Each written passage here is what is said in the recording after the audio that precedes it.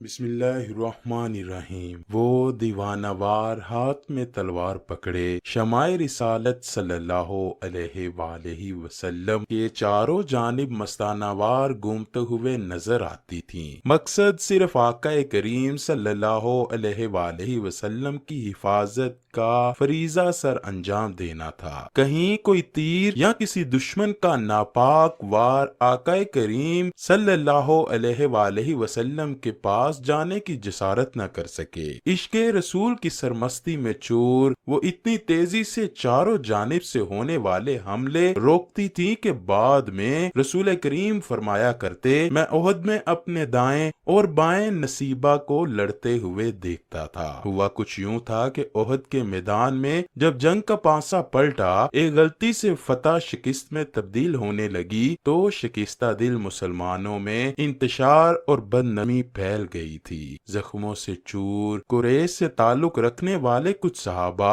نبی کریم کو اپنے حصار میں لیے شجاعت کی بے مثال تاریخ رقم کر رہے تھے۔ ایسے میں دشمنوں کا ایک گروہ موقع غنیمت جان کر آن حضرت صلی اللہ علیہ وآلہ وسلم کی جانب لپکا، لیکن اس سے پہلے کہ ان کی ناپاک تلواریں جس میں اطہر کو چھوتیں، ایک تیز دھار چمکتی شمشیر نہایت برق رفتاری کے ساتھ درمیان میں حائل ہو گئی، جس پہ کفار پیچھے ہٹنے پر مجبور ہو گئے، یہاں تک کہ صحابہ کرام کی ایک جماعت وہاں آ پہنچی۔ اس نازک ترین موقع پر دشمنوں کے تیروں کی بوچھاڑ کے درمیان بہادری اور دلیری کا یہ لازوال کارنامہ انجام دینے والی جلیل القدر صحابیہ حضرت ام عمارہ بنت کعب تھیں۔ اس جنگ میں ان کے جسم پر 12 زخم آئے۔ نصیبہ ان کا نام تھا، ام عمارہ ان کی کنیت تھی۔ مدینہ منورہ کے قبیلہ خزرج کے خاندان نجاش سے تعلق رکھتی تھیں۔ آپ کو یہ سعادت حاصل ہے کہ بیعت عقبہ بیعت رضوان میں شرکت کی، اور بیعت عقبہ میں 73 مرد اور 2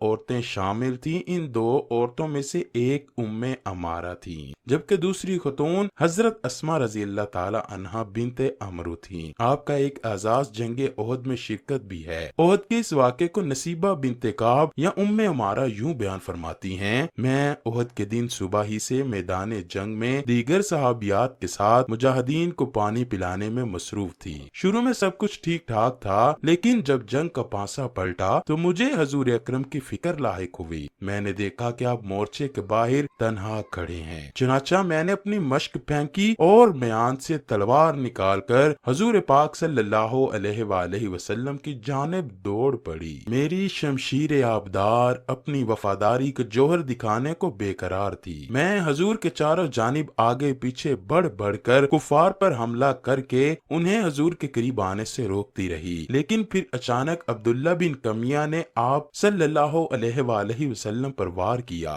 میں نے لپک کر پیچھے سے اس پر وار کیا تو وہ واپس پلٹا اور مجھ پر حملہ کر دیا، جس سے میری گردن سے گوشت کا ایک ٹکڑا جدا ہو گیا۔ اس کے باوجود میں نے اس پر متعدد وار کیے، لیکن وہ زرہ پہنے ہوئے تھا۔ پھر میں نے اس کے گھوڑے کی ٹانگوں کو نشانہ بنایا اور وہ گھاٹی میں جا گرا۔ اسی اثنا میں حضرت صلی اللہ علیہ وآلہ وسلم کے پاس چند صحابہ پہنچ چکے تھے۔ میرے گہرے زخم سے خون بہہ رہا تھا۔ حضور نے بآواز بلند میرے بیٹے سے فرمایا، اے ام عمارہ کے فرزند، اپنی والدہ کی خبر لو۔ اس پر بیٹا دوڑتا ہوا میری طرف آیا اور مرہم پٹی کی۔ رسول کریم نے حضرت ام عمارہ کی تعریف کرتے ہوئے فرمایا، آج ام عمارہ نے سب بہادروں سے زیادہ بہادری دکھائی ہے۔ ابن کمیہ ان کے خوف سے بھاگ گیا۔ حضرت عبداللہ بن زید بیان کرتے ہیں کہ رسول کریم صلی اللہ علیہ وآلہ وسلم نے فرمایا، احد کے دن میں نے ام عمارہ کو اپنے دائیں بائیں لڑتے ہوئے پایا۔ اللہ تعالیٰ اس خاندان پر اپنا رحم فرمائے۔ میری والدہ نے عرض کیا، یا رسول اللہ، دعا فرما دیجئے کہ ہمیں جنت میں آپ کی رفاقت نصیب ہو۔ اس پر آپ صلی اللہ علیہ وآلہ وسلم نے دعا فرمائی، اے اللہ، انہیں جنت میں میرے رفقا میں شامل فرما دے۔ ام عمارہ نے کہا، اب مجھے دنیا میں کسی بھی مصیبت کی پرواہ نہیں۔ حضرت نصیبہ کے بارے میں پڑھ کر یقیناً آپ کے حوصلے بھی بڑھ گئے ہوں گے۔ وہ اتنی بہادر اور مضبوط تھیں کہ دل چاہتا ہے کہ ہر مسلمان بیٹی اتنی ہی مضبوط ہو۔ کیا ہماری بیٹیاں طاقتور اور بہادر ہیں؟ کیا ہم نے اپنی بیٹیوں کو طاقتور اور مضبوط بنانے پر توجہ دی ہے، یا پھر میری بیٹی کتنی خوبصورت ہے یہی میری بیٹیوں کا مقصد حیات ہے؟ کاش کہ ہم بیٹیوں کو خوبصورت گڑیا بنانے کے ساتھ ساتھ طاقتور، مضبوط اور خود مختار انسان بنائیں۔ انہیں باربی ڈول بنانے والے بیوٹی پارلرز میں بیچنے کے ساتھ ساتھ انہیں غذا اور ورزش کے ذریعے طاقتور بنانے والے انسٹیٹیوٹ میں بھی بھیجا جائے۔ ناظرین گرامی، 60 سال کی عمر میں حضرت نصیبہ نے عشق رسول صلی اللہ علیہ وآلہ وسلم میں ہی جھوٹے نبی مسلمہ کذاب کے خلاف ہونے والی جنگ یمامہ میں حصہ لیا۔ اس بہادری سے جنگ کی کہ